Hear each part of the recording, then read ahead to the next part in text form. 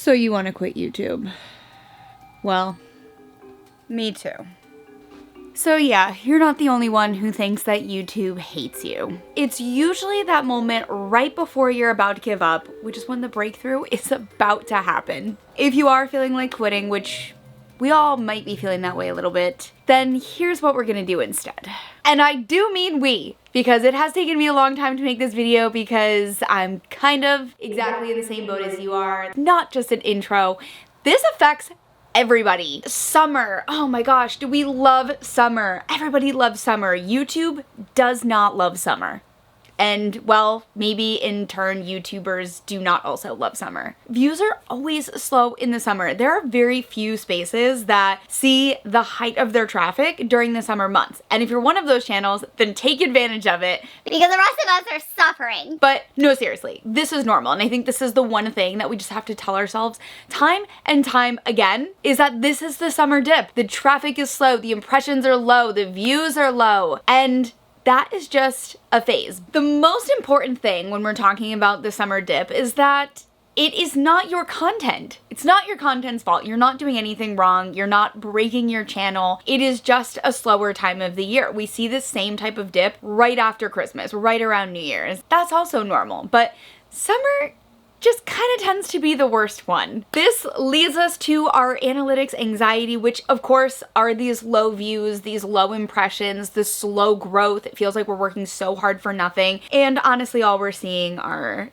those little 3 gray arrows every time we upload. And who loves that? Now, once we have these two out of the way, it pretty much leads us to the comparison trap, thinking, why is everybody else succeeding? I'm not doing well. Why isn't my content as good as theirs? And I think we know how this story goes. Their scale is just a little bit differently than yours. So your 10 views might look like somebody's 100 views, which might look like somebody's 10,000 views, and it is still the same feeling. Although you might not believe it, it is still the same feeling. This, of course, leads to feeling invisible, which is really hard not to feel when we're working so hard and we're seeing like nothing in return once we hit upload. And then that lack of engagement comes in once the video is published, so that minimal interaction can have us feeling even more down at the end of the day. So I know I just went through like a bunch of terrible things as to why you should quit YouTube, but I'm telling you, hang on, because we are going to make the best out of this situation and you're not going to quit YouTube. I have been feeling beat up just like everybody else because that's part of what YouTube will do to you. But what you have to do is you have to reframe the perspective, because how do you break out of this cycle? It's not about finding some magic growth hack or me sitting here just telling you everything is going to be fine. It will. But this is about taking back your creative journey, and here's the map. And here's how you're gonna do it. Trying new video styles. This is why we're here on YouTube, right? We're here to make videos. We're here to make content that's gonna connect with people. And a lot of the times when we see success, we want to repeat that success. We want to put that into a formula, and we want to just have that get as much momentum as it possibly can. And all of us here have told you to do just that. But there is a time where you have to start trying new things and you have to let that creativity out of the box. And well, if you've got nothing to lose, why not do it now? You have everything to gain. That doesn't have to mean, you know, oh, I'm going to pivot my channel right now. It can just mean trying a video concept that you've kind of been putting off. We all have those. We all have that list of videos that we're gonna one day get to make. Now is when you wanna go make that. Trying new thumbnail options. This is another way to practice storytelling. Try new types of intros. When we think about experimentation, oftentimes it allows us to reconnect with our purpose. And our purpose being why we started the channel in the first place. Why we're here doing what we're doing. Your passion and your purpose are your best motivations, and let that fuel you for trying new things. If you're not fulfilled on the platform, then having low views and low analytics are just going to honestly beat you down that much harder. If you're having a really good time with your content and it's new and it's exciting, it allows you to take that just little bit bigger of a step away from your analytics and really appreciate what you're trying with your content versus the rewards you're seeing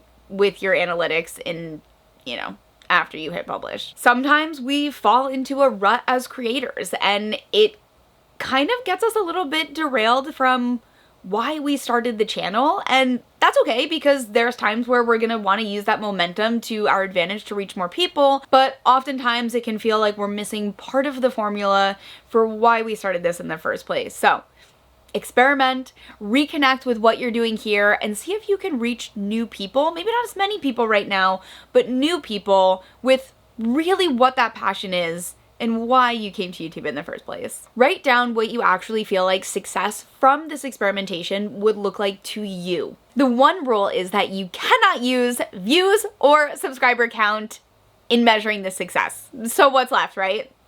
Well, obviously there's a lot left. Success might be mastering a new editing trick, or honestly, maybe it could just be finishing that one project that you are going to feel so proud of the fact that you actually got it done. And that is going to be your new definition of success. YouTube is not just about the numbers, it is so much deeper, and it's about you as a creator too. So figure out what that success means to you right now and run with that. Next, that leads me to the point of engaging deeper. You have people that you've already reached, and maybe it's the time right now to engage deeper with that community that you've built. Even just in the community tab alone, we're talking about polls, we're talking about quizzes, and there's so many ways that you can interact with the people that are already in your corner. And I also mean this from taking the time to engage with viewers on a deeper level. We all know that there's been times to answer the comment, "Thanks for watching."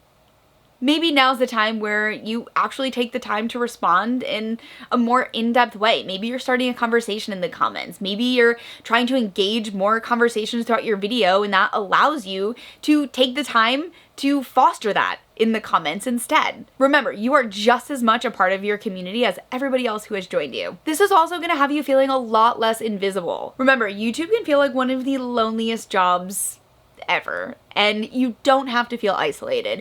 You could start or join a Discord community. We have our Discord community where creators get to chat and join workshops, and like honestly, we have so much crazy stuff in our Discord. It's a really good time.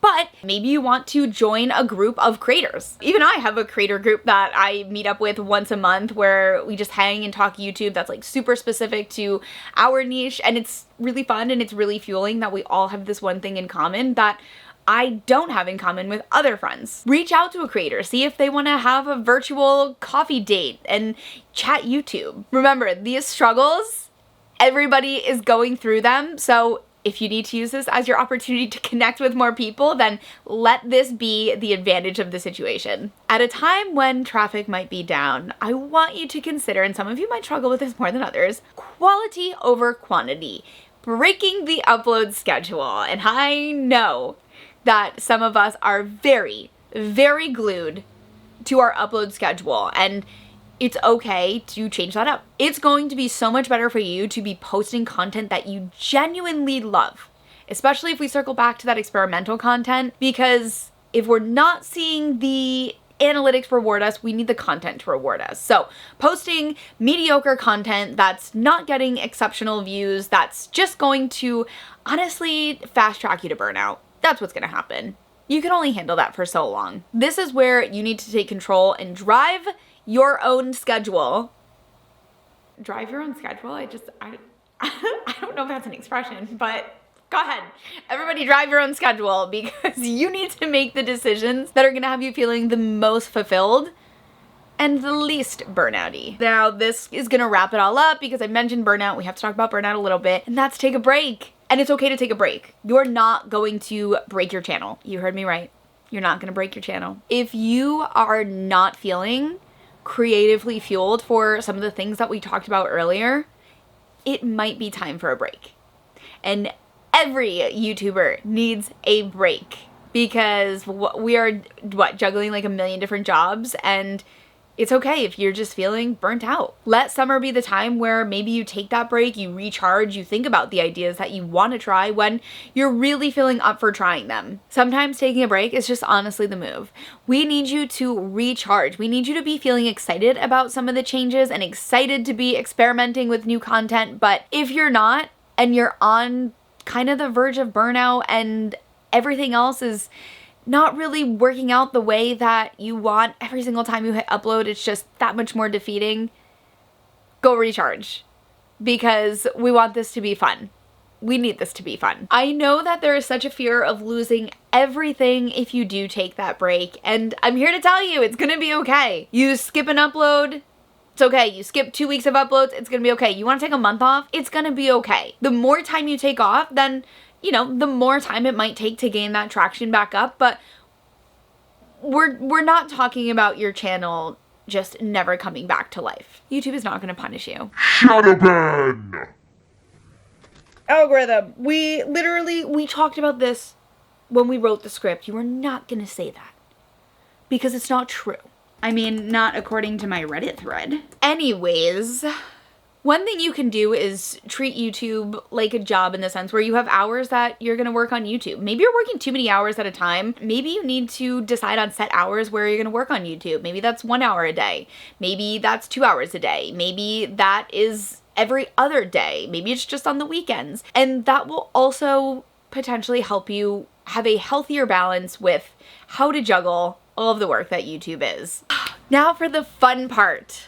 The part of the video that I've been looking forward to is telling you to go down into the comments and comment one thing that you are super proud of that has nothing to do with numbers. I'm not even kidding you. No numbers. Let's make this comment section a living, breathing example of how YouTube is so much more than numbers. And let's inspire everyone who doesn't believe us yet. So remember, seasonal shifts are temporary. The algorithm is just on vacation, and every creator faces this. There's literally 1,000 ways to succeed on YouTube, but there is only one guaranteed way to fail, and that's quitting. And we've kind of got to keep going. Now, there's gonna be a video up here, obviously, that I'm gonna want you to watch, but I want you to leave that comment. Go inspire somebody who feels like giving up right now.